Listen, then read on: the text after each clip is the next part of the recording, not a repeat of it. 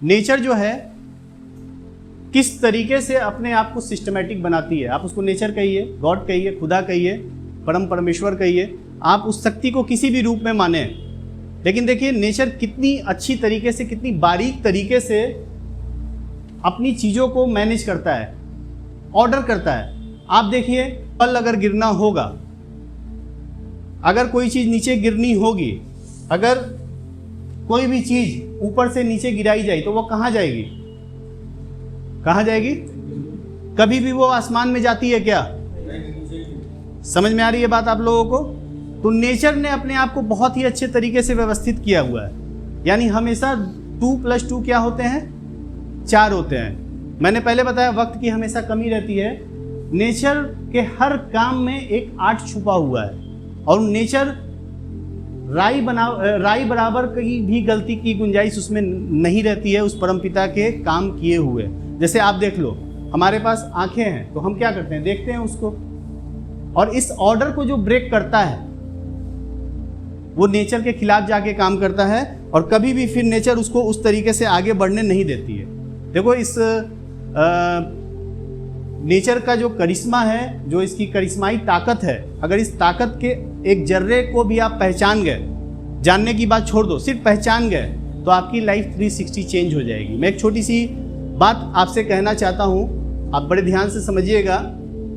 एक बार की बात है, एक गांव में बाढ़ आती है, और उस गांव में एक पुजारी जो होता है वो भगवान शंकर का बहुत ही बड़ा भक्त होता है। उसको लगता है कि उससे बड़ा भक्त इस दुनिया में कोई नहीं है, और आसपास उस समय ऐसा ही माना जाता था कि ये जो पुजारी जी हैं ये सबसे बड़े भक्त हैं भगवान शंकर के। बाढ़ आई, लोग गांव छोड़ के जाने लगे। जो पैदल जा रहे थे वो बोले, चलो बाबा, नहीं तो डूब के आप मर जाओगे, गांव से चलो। तो पुजारी ने कहा, मुझे भगवान बचाएगा।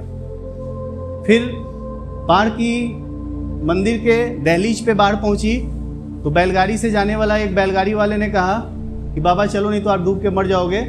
पुजारी ने कहा, मुझे भगवान बचाएगा। बाढ़ और बढ़ी, मंदिर के प्रांगण में वो बाढ़ के पानी चले गए। तो एक नाव वाला आया और बोला, चलो बाबा, नहीं तो आप डूब के मर जाओगे। पुजारी ने क्या कहा? मुझे भगवान बचाएगा। नेक्स्ट बाढ़ और ज़्यादा आई, पूरा मंदिर डूब गया, पूरा शिवालय डूब गया। पुजारी मंदिर के छत पे चला गया और शंकर भगवान के जो त्रिशूल होते हैं उसको पकड़ के बैठ गया। एक हेलीकॉप्टर वाला गुजरा, और जब हेलीकॉप्टर वाले ने बोला, चलो बाबा, नहीं तो डूब के आप मर जाओगे, तो उसने कहा, मुझे भगवान बचाएगा। और अंत में हुआ क्या? पानी ओवर द क्रॉस फ्लड आ जाती है, और पुजारी डूब के उसी में मर जाते हैं।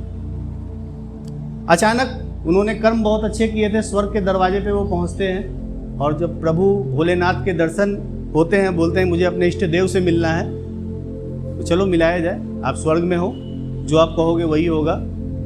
पुजारी भगवान शंकर के पास, भोलेनाथ के पास जाता है और पूछता है, भगवान, मैंने कभी भी कोई गलत काम नहीं किया, कभी भी मैंने कोई ऐसा काम नहीं किया जिससे किसी को दुख पहुंचे।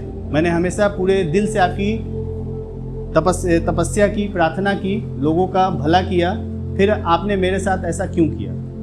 अब भगवान भोलेनाथ तो भगवान भोलेनाथ हैं, मंद मंद उन्होंने मुस्कुराया, बोला, हे मूर्ख, वो जो पैदल जा रहा था उसने बोला कि चलो नहीं तो डूब जाओगे, वो कौन था?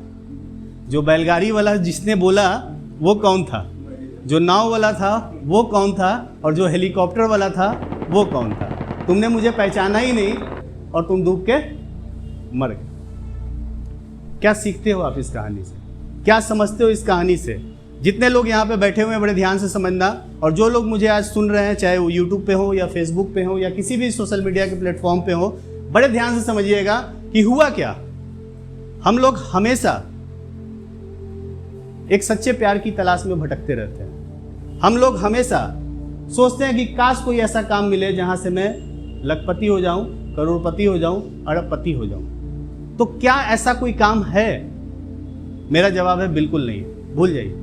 ये सारी आपकी मृत तृष्णा है। जो काम आपके पास अभी है वही सबसे खूबसूरत काम। आपको पहचानने की नज़र चाहिए, आपको अपने काम में मास्टरी करनी होगी और बदलना होगा सारी चीज़ों को। आपको लगता है आप यहाँ गलती से बैठे हुए हो, आपको लगता है आप यहाँ गलती से बैठे हुए हो। कुदरत अपने किसी भी काम में कोई भी गलती नहीं करती। जहाँ सूर्य को होना चाहिए वहीं है। अगर वो थोड़ा सा आगे होता तो हम लोग जल के मर जाते, थोड़ा सा सूर्य अगर दूर होता तो हम लोग ठंड से मर जाते। इस ब्रह्मांड, इस कॉस्मिक स्केल पे जहाँ पे हम लोग हैं, अभी जहाँ हम लोग हैं उसको गोल्डीलॉक जोन कहा जाता है। आप समझ नहीं पाओगे कि कुदरत कितनी चतुराई से और कितने सिस्टम तरीके से कुदरत ने सूर्य को वहीं रखा जहाँ उसको होना चाहिए था। पृथ्वी वहीं घूमती है जहाँ उसको घूमना चाहिए था। चंद्रमा वहीं है जहाँ उसको होना चाहिए था। अगर कुछ भी अपने स्थान से अलग हो जाए, इस धरती से मानव जाति का अस्तित्व मिट जाएगा। तो माय डियर दोस्तों, कुदरत ने जो भी आपके लिए प्लान किया है, आप वहीं हो जहाँ होने चाहिए थे। समझ में आई बात? यानी कुछ भी आपके साथ ऐसा नहीं हुआ है जो नहीं होना चाहिए था। आपको बीमा ही बेचना था, ये आपकी डेस्टिनी है। बीमा मुझसे ही बिकवाना था, ये मेरी डेस्टिनी है। LIC ही मुझसे बिचवाना था, ये मेरी डेस्टिनी है। अगर आप इसको मान लोगे तो आप जान जाओगे कि आप जिंदगी में तरक्की कर लोगे। लेकिन अगर आपने यहाँ सोच लिया कि मैं वहाँ होता तो ये होता, उसकी पत्नी बहुत ज़्यादा खूबसूरत है, मेरी सबसे बदसूरत है, यही कहानी पूरी दुनिया में चल रही है। आपको नेचर के ऑर्डर को फॉलो करना होगा। अगर आपने नेचर के ऑर्डर को फॉलो नहीं किया तो आपके ज़िंदगी में परेशानियों का दौर वहीं से शुरू हो जाएगा। आज दुनिया में जितने भी सक्सेसफुल लोग हैं, वो सक्सेसफुल क्यों हैं? क्योंकि उन्होंने मान लिया है कि मेरी डेस्टिनी यही है। और आपके साथ प्रॉब्लम क्या है कि आपने अभी तक नहीं माना है कि आपकी डेस्टिनी यही आपकी डेस्टिनी है, यही आपको होना चाहिए था, इसी मीटिंग में बैठना था और यही ऑडियो मेरी वीडियो आपको सुननी थी और इसी के द्वारा आप कामयाब हो गए। कुछ भी आपके साथ अलग होने वाला नहीं है। जो हो रहा है वही होना है, जो तय है वही होगा, समझना आपको है।